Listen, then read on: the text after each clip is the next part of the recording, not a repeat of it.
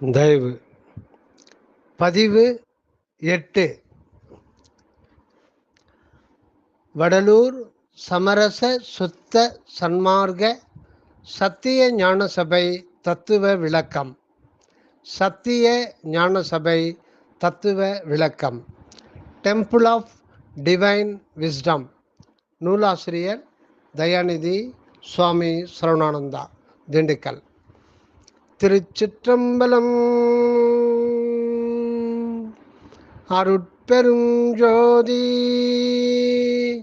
அருட்பெரும் ஜோதி தனிப்பெரும் கருணை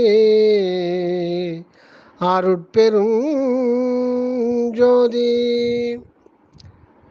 7-4 ஞானசபை அமைப்பின் தூலத் தோற்றம். ஞானசபை அமைப்பின் தூலத் தோற்றம். வடலூர் பதியின் வடபால் திகழும் வல்லர் ஜோதி சத்திய ஞானசபை. வல்லர் ஜோதி சத்திய ஞானசபை தென்முகம் நோக்கி விளங்குவதாகும். இந்த ஆலயத்தின் புறம்பே தென்மேற்கு என்னும் நிருதி திசையில் நிருத்த சித்தி விநாயக பீடம் நிறுவப்பட்டுள்ளது. இது கீழ்திசை நோக்கி கிளரொளி வீசும் பிரணவ ஜோதியுடன் பிரகாசிப்பதாகும். இந்த கணேச பீடத்தில் அருட்கணலாகிய நல்லொளி விளக்கே அன்றி பிற வடிவம் இன்றாம். ஞானசபைக்கு தென்பால் இரும்புச் சங்கிலி சுற்றாலைக்கு இடையில் பெருவாயில் உண்டு. அதன் வழியில் பிரவேசித்து உட்சென்றால் ஞானசபை சுற்றாலை உள்ளது. இந்த சுற்றாலையின் தென்புறத்தில் பிரதான வாயில் அமையும். இந்த சுற்றாலை சுவர் பலமானதாய் நீண்டும் சதுரிக்கப்பட்டு எண்கோண அம்பலத்திற்கு தென்கிழக்கு தென்மேற்கு திக்கில் புறம் கவிந்து அரை வட்ட வடிவில் அமைந்து பின்னர் இந்த சுற்றாலை இரும்பு வேர்க்கம்பி பதித்த சுற்றாலையால் தொடரப்பட்டு எண்கோண அம்பலத்தை சூழ்ந்து விளங்குவதாம். தென்கிழக்கு அரைவட்ட சுற்றாலையிற்கு உள் அரைவட்டமாய் ஓர் பீடம் கட்டப்பட்டிருக்கின்றது. இதற்கு மேற்புறம் ஏறும் படிக்கட்டு. இப்பீடத்தின் மீது 12 கால் மண்டபம் ஒன்று உண்டு. இந்த மேடை எழுவார் மேடை எனப்படும். இந்த பீடத்தின் மீது 12 கால் மண்டபம் ஒன்று உண்டு. இந்த மேடை எழுவார் மேடை எனப்படும். இதிலிருந்து தென்கிழக்காகிய அக்னி திக்கை நோக்கினால் தில்லை சிதம்பரத்தின் திருக்கோபுரங்கள் 4 நன்கு புலப்படும். இம்மேடைக்கு வடமேற்கில் கொடிமரம் நிறுத்தப்பட்டுள்ளது. எண்கோண அம்பலத்தின் அமைப்பு நடுவிலே அகண்ட தீபபீடம் பெற்று விளங்குவதாம். இப்பீடத்தின் மீது பெரு நிலை கண்ணாடியும் அதன் பின்னிருந்து அகண்ட தீபச்சுடர் பிரபையோடு மிளிரும்படியும் கண்ணாடியின் திருமுன்னிருந்து அப்பிரபையோடு கூடிய சுடரை தரிசிக்கும்படியும் அமைந்து விளங்கும். அப்பீடம் மேல் இருக்கை வட்டமாயும் அதற்கு அடிபாகம் சதுரமாயும் ஒவ்வொரு பக்கத்திலும் 5 படிகளும் அப்படிகளின் இருபுறமும் கஜமுக கைப்பிடி சுவரும் உள்ளன. 4 புறத்தும் உள்ள படிகளின் ஓரத்து மொத்தத்தில் 8 யானை வடிவங்கள் அமையும். மேற்படி பீடம் விளங்கும் சபையின் தாய்ச்சுவர் எண்கோணமாய் அவைகளில் 16 சன்னல்களும் 8 திக்கிலும் 8 வாயில்களும் விளங்கும். இந்த எண்கோண சுவருக்கு வெளியே மேல் லாகடத்தோடு கூடிய தாழ்வாரம் 8 அடி அகலத்தோடு எண்கோணமாய் சூழ்ந்துள்ளது. சுற்றிலும் தூண்கள் கட்டி நிறுவப்பட்டுள்ளது. இதன் ஓரத்தில் தூண்களுக்கு இடையில் வட்ட திறப்புகளும் கீழே சாளரத்தோடு கூடிய சிறு கைப்பிடி சுவரும் சூழ்ந்து விளங்குவதாம். மேற்படி தாழ்வாரத்துக்கு வெளியே 8 அடி தள்ளி இரும்பு வேல் கம்பிகள் பதித்த சுற்றாலை எண்கோண வடிவிலேயே அமைக்கப்பட்டுள்ளது. இதில் 4 திசைகளிலும் தீபக்கால்களோடு கூடிய 4 வாயில்கள் உண்டு. சபையின் தென்புறம் உள்ளே சதுரிக்கப்பட்டு வடபாதியை 3 சதுரமாக பிரித்து நடு சதுரத்தில் கமலமும், கிழக்கே பொன்னம்பலமும், மேற்கே வெள்ளி அம்பலமும் அமைக்கப்பட்டுள்ளன. கமல நிலைக்கு நேர்தான் அகண்ட தீபம் விளங்குவது. இந்த தீபத்திற்கு முன் 7 திரைகள் தொங்கவிடப்பட்டுள்ளன. இந்த திரைக்கு முன் ஓர் திருக்கதவும் உண்டு. அருட்ஜோதி தரிசனை வழங்கப்படும் போது மேற்படி திருக்கதவம் திறக்கப்படும், திரைகள் எல்லாம் விலக்கப்படும். ஞானசபையின் மேற்பாகம் அகண்ட ஜோதி பீடத்திற்கு மேல் தாமிர தூபியும் கலசமும் வைத்து கீழ் நாகத்தகடு சுட்டியுள்ளது. இவைகள் எல்லாம் மரக்கட்டைகளின் ஆதரவில் நிலைத்துள்ளன. இதற்கு புறம்பே எண்கோண லாகட தாழ்வாரத்திற்கு கைப்பிடி சுவர் என் திசையிலும் நடு கவிந்து விளங்குவதாம். இதன் மீது விழும் தண்ணீர் மண்ணோட்டுக்கு குழாய் மூலம் கீழே கொண்டு வரப்படுகின்றது. இக்குழாய்கள் லாகடத்தை தாங்கும் தூண்களுடன் சேர்த்து கட்டப்பட்டுள்ளன. இந்த கட்டிட அமைப்பு முன்னிருந்தது முற்றும் உழைந்து போன நிலையில் கிடந்தது. இப்பொழுது நல்ல பலமான முறையில் அழகாகவும் முக்கிய அருட்பாக்களை கல்வெட்டில் எழிலோடு விளங்கச் செய்து வைக்கப்பட்டுள்ளன. இங்கனம் தூளத் தோற்றத்தில் நம் வடலூர் ஞானசபை மிளிர வேண்டும். இனி ஞானசபையின் தத்துவத்தை வெளிப்படுத்துவாம். அடுத்து 7-5 ஞானசபை தென்முகம் கொண்டு விளங்குவதின் தத்துவம். ஞானசபை தென்முகம் கொண்டு விளங்குவதின் தத்துவம். வடதிசையில் துருவ நட்சத்திரம் இருந்து எல்லா பொருள்களையும் ஈர்த்து கொண்டுள்ளது. நம்முடைய தேகத்தில் ஜீவாத்மா பூர்ண சக்தியோடு புருவ மத்தியில் விளங்குவதாம். நம்முடைய தேகத்தில் ஜீவாத்மா பூர்ண சக்தியோடு புருவ மத்தியில் விளங்குவதாம். ஜீவாத்ம சக்தி மன அறிவாய் நின்று தொழில் புரியும் இடம் இருதய ஸ்தானமாகும். மனோகரண சுத்தி வந்து ஒருமையுடன் சலனமற்று நிவாத தீபம் போல் ஜீவாத்மாவை நம் உண்மை வடிவாய் நிற்பது மேற்படி புருவ மத்திய லலாட பீடமாம். மனோகரண சுத்தி வந்து ஒருமையுடன் சலனமற்று நிவாத தீபம் போல் ஜீவாத்மாவாய் நம் உண்மை வடிவாய் நிற்பது மேற்படி புருவ மத்திய லலாட பீடமாகும். நாம் தூய மனத்தோடு தெற்கு நோக்கி இருக்கும்போது நம் உண்மை வடிவாகிய ஜீவாத்மாவை துருவ சக்தி இழுக்க அவ்வட திசையை நாடுகின்றது. இதற்கு நேர் உட்பாகத்தில் நம் அருட்பெரும் ஜோதி ஆண்டவர் சக்தி இருப்பதால் அதில் போய் நம் ஜீவாத்மா சார்கின்றது. இந்த ஐக்கியத்தைத்தான் அருட்பெரும் ஜோதி நித்திய வாழ்வு சித்திப்பதாம், சாகா நிலை வழங்குவதாம். மீண்டும் கவனிப்போம். இது மிக மிக முக்கியம். நாம் தூய மனத்தோடு தெற்கு நோக்கி இருக்கும்போது நம் உண்மை வடிவாகிய ஜீவாத்மாவை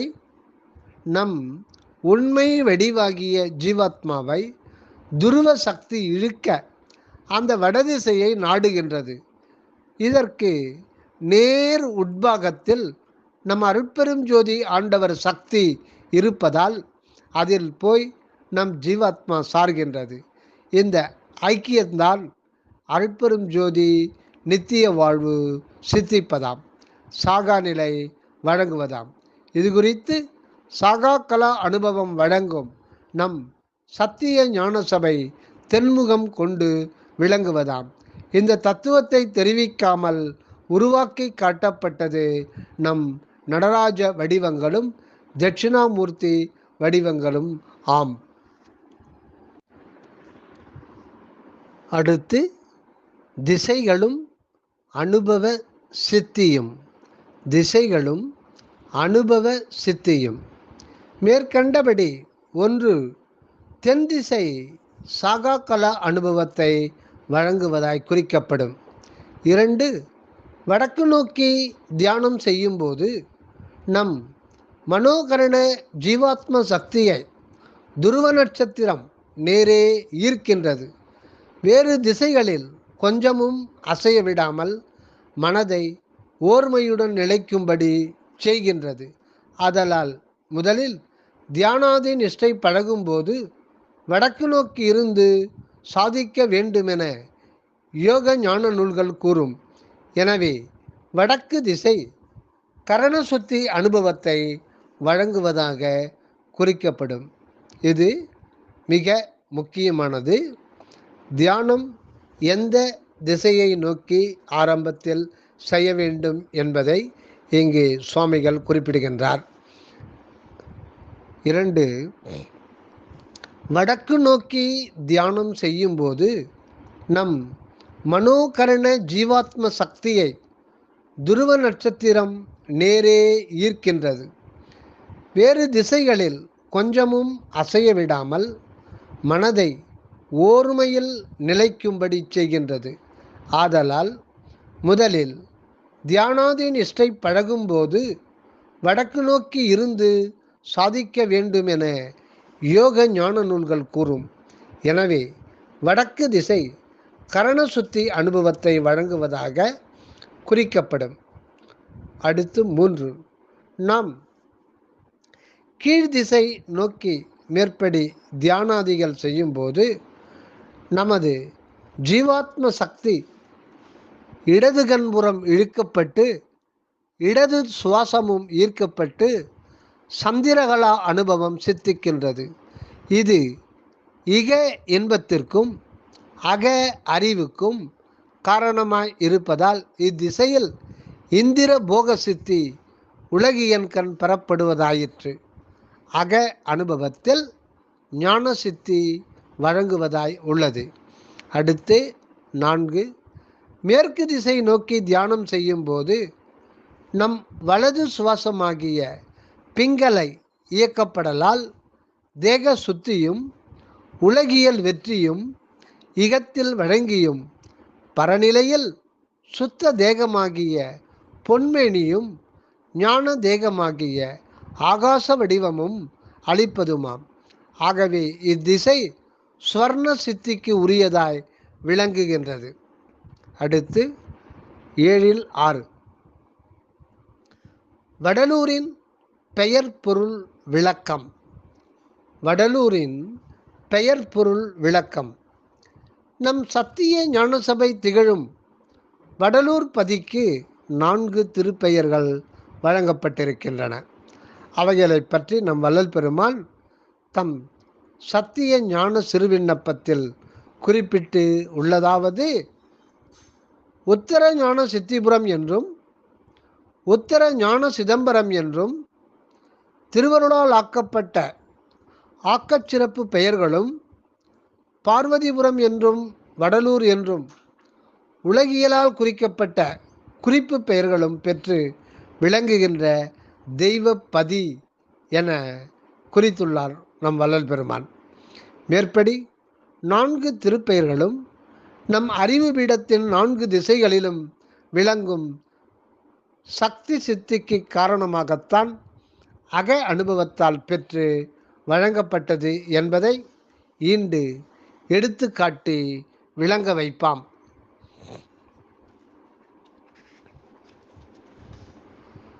7-6 உத்தர ஞான சித்திபுரம். உத்தர ஞான சித்திபுரம்.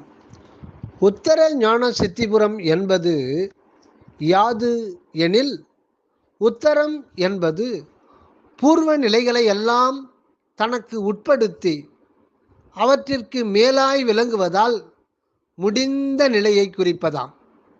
ஞானம் என்பது அறிவு, சித்தி என்பது விளங்கப் பெறல். ஞானம் என்பது அறிவு, சித்தி என்பது விளங்கப் பெறல். புறம் என்றது தலம், அதாவது நிலவளமிக்க தலம். எனவே உயர் அறிவு விளங்கும் தலம். உத்தர ஞான சித்திபுரம் என்றால் உயர் அறிவு விளங்கும் தலம் என்று பொருளாக்கப்படும். உத்தர ஞானம் என்பது தன்னையும் தனக்கு ஆதார தலைவனையும் காணும் அறிவாம். இந்த ஞானத்தில் தான் யார் என்பதும் தன்னை இங்கு வருவித்து எல்லா உணர்ச்சி அறிவு பொருள்களையும் தந்தருளுகின்ற கடவுளின் நிலை எப்படிப்பட்டது என்றும் தெரிந்து கொள்ளும் போது பிரபஞ்சத்தில் உள்ள எல்லா பொருள்களை பற்றிய அறிவும், எல்லா அனுபவங்களை பற்றிய அறிவும், எல்லா விஷயங்களை பற்றிய அறிவும் மற்றெல்லா அறிவும் பெறப்படுவதாம். ஆகையால் இந்த ஞானம் மற்றெல்லா ஞானத்திற்கு மேலாய் அவைகளை தனக்கு உட்படுத்தி தனக்கு பூர்வமாக்கி கொண்டு தான் உத்தரத்தில் முடிந்த நிலையில் விளங்குவதாம். இந்த உத்தர ஞானம் எங்கு சித்திக்கின்றது என்றால் புருவ மத்தியினின்று அகநோக்கி சிரோ மத்திய கடவுட்ஜோதியுடைய ஒருமையுடன் தியானிப்பதால் அக்கடவுளின் சர்வ வியாபகத்தன்மை உணரப்படும். இது முக்கியம். மீண்டும் கவனமாக கவனிப்போம்.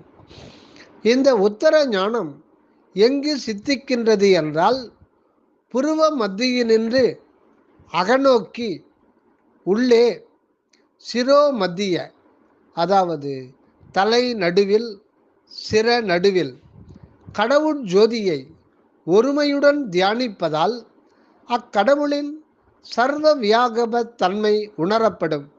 இந்த ஞானம் புருவ மத்தியிலிருந்து பெறப்படலால் பூர்வ ஞானம் என்றாம். இதற்கு ஆதாரமாய் முடிவில் நிற்கும் சத்திய ஞானப்பொருள் உத்தர ஞானமாய் அமைகின்றது. ஆகவே மேற்படி ஞானம் முதலில் தோற்றும் திசை புருவ மத்திய இடங்கொண்டிருக்கும் பூர்வ திசையாம். மேற்படி ஞானம் முதலில் தோற்றும் திசை புருவ மத்திய இடங்கொண்டிருக்கும் பூர்வ திசையாம். இது உலகியலில் கிழக்கு திசை என்றும் கூறப்படும். இந்த திக்கில்தான் பூரண இருள் நீக்கும் சூரியனும் உதயமாகின்றது. இந்த அருணோதயத்தால் எல்லாம் விளங்கிடும். ஆதலால் இந்த கிழக்கு திசையில் மேற்படி உத்தர ஞான சித்தி பெறப்படும் காரணத்தால் இப்பாகத்திற்கு உத்தர ஞான சித்திபுரம் என்ற பெயர் வழங்கப்பட்டதாம். இதற்கு திருஅருட்பாவில் பிரமாணம் ஓர் பாடலில் காணலாம். அந்த பாடல்: வாழி வாழி என் தோழி என் வார்த்தை கேள் என்றோ, மரணம் இல்லா வரம் நான் பெற்று கொண்டேன். வாழி என் தோழி என் வார்த்தை கேள் என்றும், மரணம் இல்லா வரம் நான் பெற்று கொண்டேன். சூழியர் செஞ்சுடர் தோற்றுரு கீழ்பால், சூழியர் செஞ்சுடர் தோற்றுரு கீழ்பால், துய்திசை நோக்கினேன் சீர்த்திகள் சித்தி. ஊழிதோர் ஊழி நின்றாடுவன் நீயோ, ஊழிதோர் ஊழி நின்றாடுவன் நீயோ, உன்னுதியேலிங்கே மன்னருளானை, உன்னுதியேலிங்கே மன்னருளானை. ஆழி கரத்தணிந்து ஆடேடி பந்து, ஆழி கரத்தணிந்து ஆடேடி பந்து, அருட்பெரும் ஜோதி கண்டு ஆடேடி பந்து, அருட்பெருஞ்சோதி கண்டு ஆடேடி பந்து என்ற திருவருட்பாடலில் அருட்பெருஞ்சோதி நிலை நின்று கிழக்கு நோக்கி அளவு கடந்த நெடுங்காலம் அருட்பெரும் சித்தியெல்லாம் செய்வதாய் குறித்து இத்தலம் உத்தர ஞான சித்திபுரம் என்றதை சுட்டாமல் சுட்டிக்காட்டியுள்ளார் நம் வள்ளல் பெருமான். அடுத்து 7.6.2 உத்தர ஞான சிதம்பரம். உத்தர ஞான சிதம்பரம் முன்கூறிய உத்தர ஞானம் எங்கும் நிறைந்த கடவுள் நிலையை குறிப்பதாய் கண்டோம். இந்த கடவுள் நிலை எப்படி அறியப்படுவது என்றால், அகண்டாகாச வெளியிலே வெளியாகிய ஆகாசத்தில் கலந்த வாயு சக்தி பூத அணுக்களை சதா அசைத்து கொண்டிருப்பதால் உண்டான பிரணவநாத அணுக்கள் நிறைந்து விளங்குவதாம். அகண்டாகார வெளியிலே பிரணவநாத அணுக்கள் நிறைந்து விளங்குவதாம். இந்த ஒளி உண்டாகும்போது ஓர் ஒளி உண்டாவது இயற்கை. எதுபோல் எனில், இடி தோன்றும்போது மின்னலும் உடனாய் தோன்றி விளங்குவது போன்றாம். ஆகவே ஆகாசவெளி முற்றும் ஓம் ஒளியோடு தோற்றிய ஒளி கணல் மின்காந்த சக்தி, அதாவது எலக்ட்ரோ மேக்னட்டிசம் செறிந்து விளங்குவதாம். நம்மில் மேற்படி ஒளி விளங்கும் ஆகாசமே சிதம்பரம் எனப்படும். நம்மில் மேற்படி ஒளி விளங்கும் ஆகாசமே சிதம்பரம் எனப்படும். இப்படி விளங்கும் சிதாகாச சித்தி பெற்று என்றும் பிரணவ ஜோதியுடன் திகழல் சிதம்பர சித்தியாகும் என்க. இதற்கு உதாரணம், நிரவி அழலுருவாய் நீண்ட வெளி காணில் அரவணையான் ஆகும் உடம்பு.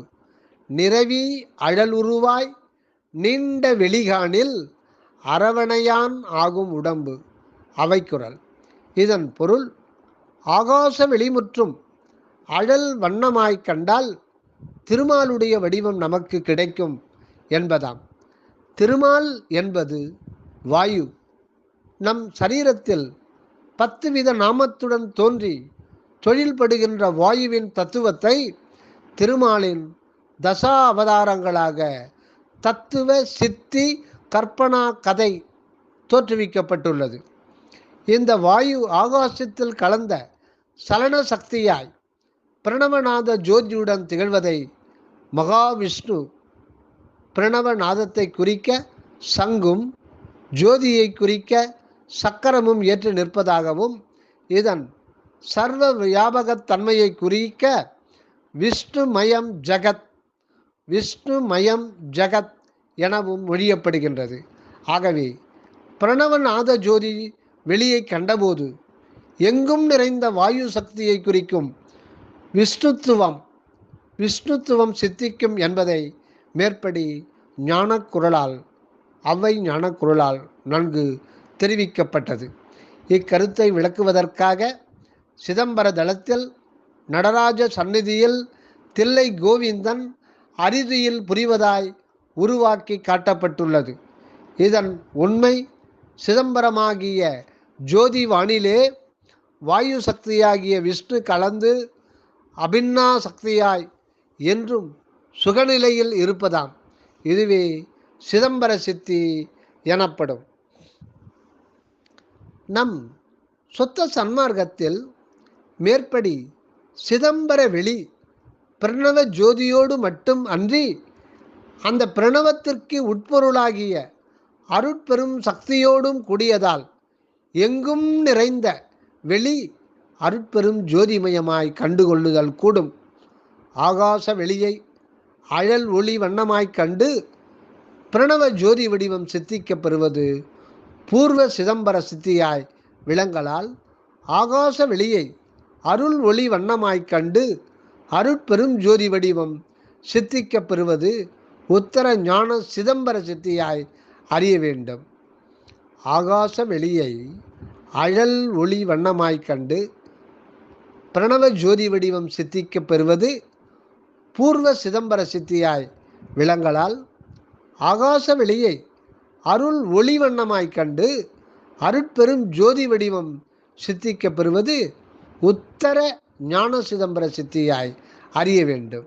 எனவே நிரவி அழலுருவாய் நீண்ட வெளி காணில் அரவணையான் ஆகும் உடம்பு என்ற குறளை நிரவி அருள் ஒளியாய் நீண்ட வெளிகாண்மை அருட்பிரகாச வல்லலாம். நிரவி அருள் ஒளியாய் நீண்ட வெளிகாண்மை அருட்பிரகாச வல்லலாம் எனவும் அமைத்து கொள்ளப்படும். இதற்கு ஆதாரம் வேண்டுமெனில் திருவருட்பாவிலே ஓர் பாடல். தாழ்குழல் நீ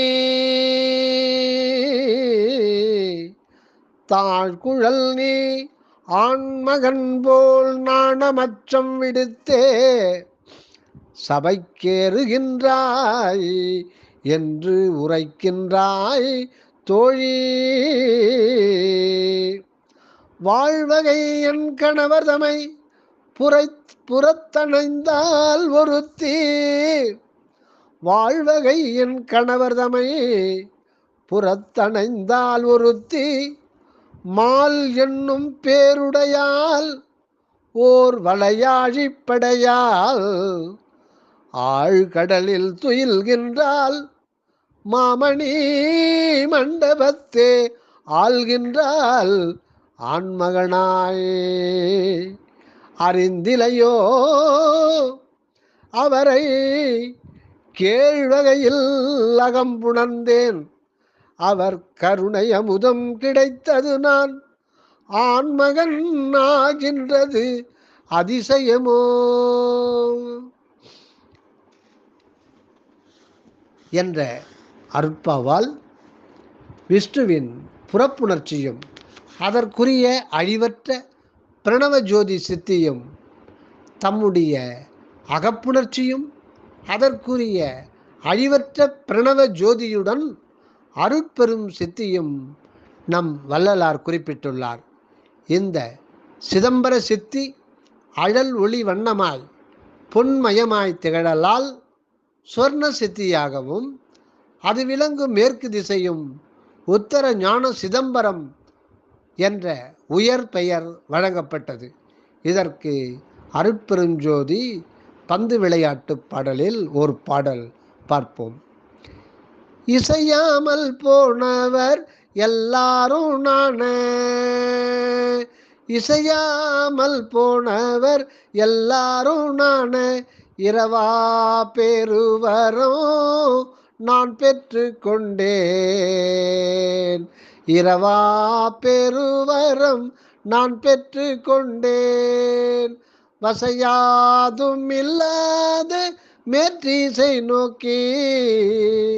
வசையாதும் இல்லாத மேற்றிசை நோக்கி வந்தேன் என் தோழினி வாழி காண்வேறு.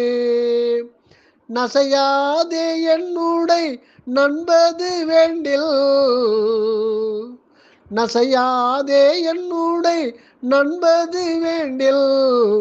நன்மார்க்கமாம் சுத்த சன்மார்க்கம் தன்னில். நன்மார்க்கமாம் சுத்த சன்மார்க்கம் தன்னில் அசையாமல் நின்றிங்கே ஆடேடி பந்து. அசையாமல் நின்றிங்கே ஆடேடி பந்து. அருட்பேரும் ஜோதி கண்டு ஆடேடி பந்து. அருட்பேரும் ஜோதி கண்டு ஆடேடி பந்து என குறித்து இதில் வசையாதும் இல்லாத மேற்றிசையை உத்தர ஞான சித்திக்கு உரியதாய் காட்டியுள்ளதாம். வசை இல்லாதது என்பது வசை வசை வசை சைவம் என விளங்கும். ஆதலால் வசை இல்லாதது சைவம். சைவம் என்பது சிவ சம்பந்தம் உடையது. சிவம் என்பது அன்பு, அதாவது நம் செம்பொருள் அன்பு வடிவமானது என்க. இதை புறத்தோற்றத்தில் மேற்றிசையில் காணும் அந்திவான் ஜோதியும் அதில் காணப்படும் பிறை மதியும் சைவ பரம்பொருள் அடையாளங்களாய் குறித்தனர். இந்த சைவ அடையாளங்கள் அறிவையும் அன்பையும் குறித்தலாலும் இந்த அறிவாலும் அன்பாலும் அருட்பெரும் கடவுளை அடையக்கூடியதாலும் மேற்றிசை வசை அற்றதாக அந்தி வண்ண ஆகாச பரம்பொருளாகிய பொன்னார் மேனி சுவர்ண சித்தி குறித்து வடலூர்பதியின் மேற்றிசைக்கு உத்தர ஞான சிதம்பரம் என்ற பெயர் அளிக்கப்பட்டதாம். தயவு அடுத்த பதிவிலே பார்வதிபுரம் என்ற தத்துவார்த்த பொருளை பார்ப்போம். தயவு. அருட்பெருஞ்சோதி தனிப்பெரும் கருணை.